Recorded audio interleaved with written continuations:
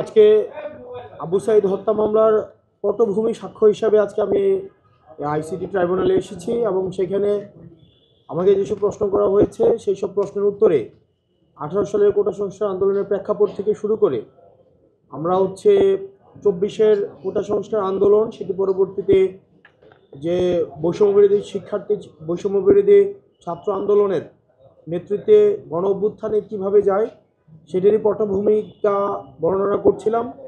এখন এক ঘন্টার জন্য মুলতবি করা হয়েছে।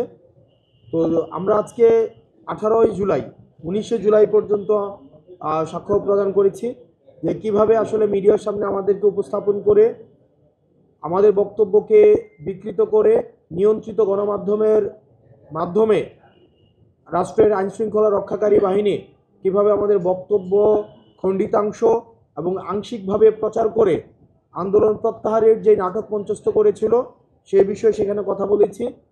এবং 14 জুলাই আমরা যখন আমাদের আন্দোলনকারীদের রাজাকারের নাতিপুতি এবং রাজাকারের বাচ্চা বলে সম্বোধন করা হয় এবং সেটির প্রতিক্রিয়া সারা দেশে শিক্ষার্থীরা ক্ষুব্ধ হয়ে সারা দেশের বিশ্ববিদ্যালয়গুলোতে সেই বক্তব্য প্রত্যাহার করা হয় এবং শেখ হাসিনাকে নিঃশর্ত মাফ চাইতে বলা হয়। এবং এরপর দিনই ঢাকা বিশ্ববিদ্যালয়ের ছাত্রলীগ, মহানগর উত্তর দক্ষিণের ছাত্রলীগ যেভাবে শিক্ষার্থীদের উপরে নৃশংসভাবে ওবায়দুল কাদরের ইন্ধনে যেভাবে নির্যাতন এবং নিপীড়ন করে, নারী শিক্ষার্থীদেরকে যেভাবে হেনস্থা করে এবং শিক্ষার্থীদেরকে যেভাবে হল থেকে যেভাবে বের করে দেয় এবং সেখানে প্রশাসনের যোগ সাজসে আমাদের শিক্ষার্থীদের উপরে 15 তারিখ নির্যাতন চালায়। কোকো ও শিয়া বাটারের ইউনিক কম্বিনেশনে তৈরি Natura expert care body lotion স্কিনের ড্যামেজ হিল করে, ত্বক রাখে সফট ও ময়েশ্চারাইজ। লুকিয়ে আর কতদিন, বাই বাই ড্যামেজ স্কিন।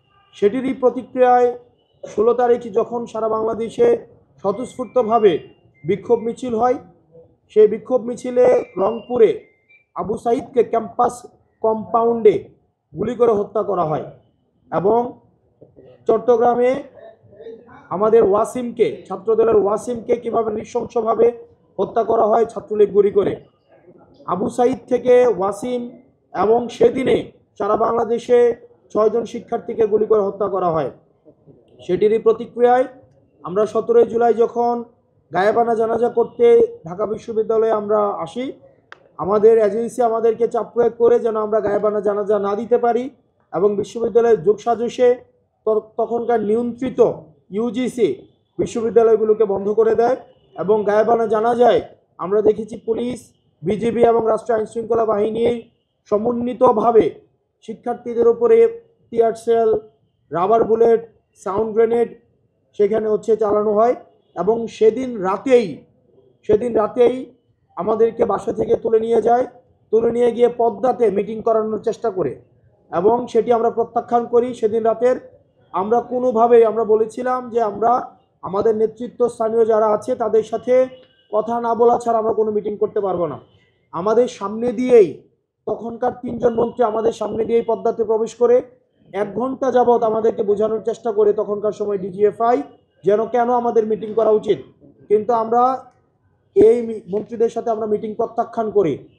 1 ঘন্টা পর আমাদের সামনে দিয়েই 3 জন মন্ত্রী বের হয়ে যায়, অর্থাৎ আমরা কোনো মিটিং করি নাই।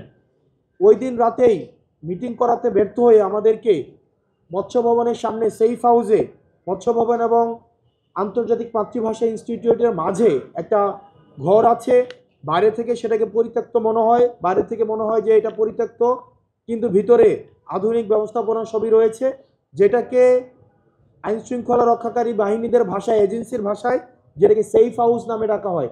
সেখানে আমাদের সারা রাত ভোর ব্যাপী আমাদেরকে জিজ্ঞাসাবাদ করা হয়, আমাদেরকে চাপ প্রয়োগ করা হয়, পরিবারকে জিম্মি করা হয়, যার যে স্থানীয়ভাবে ছাত্রলীগ দিয়ে পরিবারকে হেনস্থা করা হয় এবং আমাদেরকে মিটিংয়ে যেন আমরা বসি সেটির জন্য আমাদের চাপ প্রয়োগ করা হয়।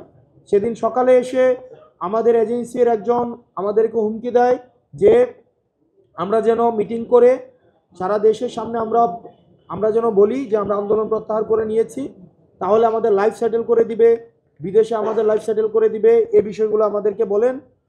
আমাদের সারা দিন ব্যাপী আমাদেরকে নির্যাতন করা হয়। সেদিন জুম্মার নামাজ ছিল, আমাদেরকে নামাজ পড়তে পর্যন্ত দেওয়া হয়নি। সেদিন আমাদের ফোন থেকে বিভিন্ন সমন্বয়কদেরকে ফোন দিয়ে তাদেরকে ধরে আনা হয়, হাসিবকে ধরে আনা হয়। আমার ফোন থেকে ফোন দিয়ে হাসিবকে সেদিন উঠিয়ে নিয়ে আসা হয়। দুঃখজনক বিষয় হচ্ছে সেদিন আমাদের সামনে বসে আমরা দেখতে পাচ্ছিলাম এজেন্সিগুলো টিভি চ্যানেলগুলোকে কিভাবে নিয়ন্ত্রণ করছিল। বিশেষ করে আমি বারবার শুরু থেকেই আমাদের নিরলস যে সাংবাদিক ভাইয়েরা বস্তুনিষ্ঠ সংবাদ প্রচার করার জন্য সংগ্রাম করে যাচ্ছে, নিরলসভাবে চেষ্টা করে যাচ্ছেন, কিন্তু তাদের মধ্যে কিছু সুবিধাভোগী আওয়ামী পাচাটা কিছু সাংবাদিক ছিল।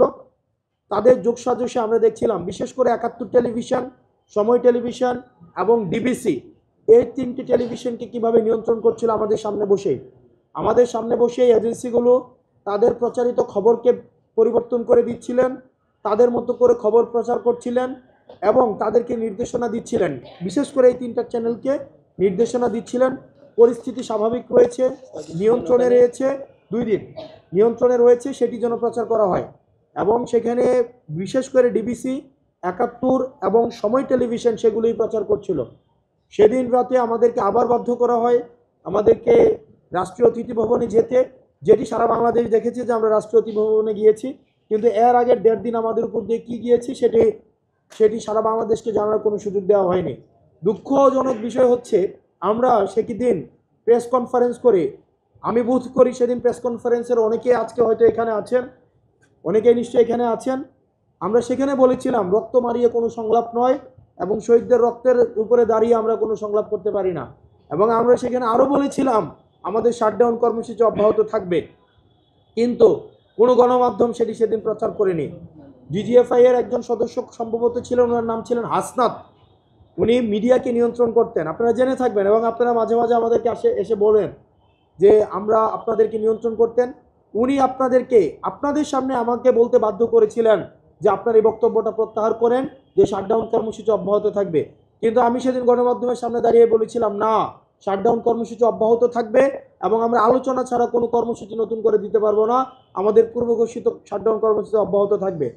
সেদিন আমাদের পদ্মা থেকে আবার সেফ হাউসে নিয়ে যাওয়া হয় এবং সেফ হাউসে গিয়ে দেখি আমরা সেখানে যা যা বলেছিলাম সেগুলোকে কেটে দিয়ে বিকৃতভাবে শুধুমাত্র দাবিগুলো উপস্থাপন করা হয় এবং সেখানে বারবার করে প্রচারিত হতে থাকে আমরা নাকি মিটিং করে আন্দোলন প্রত্যাহার করে ফেলেছি, যেটি খুবই দুঃখজনক।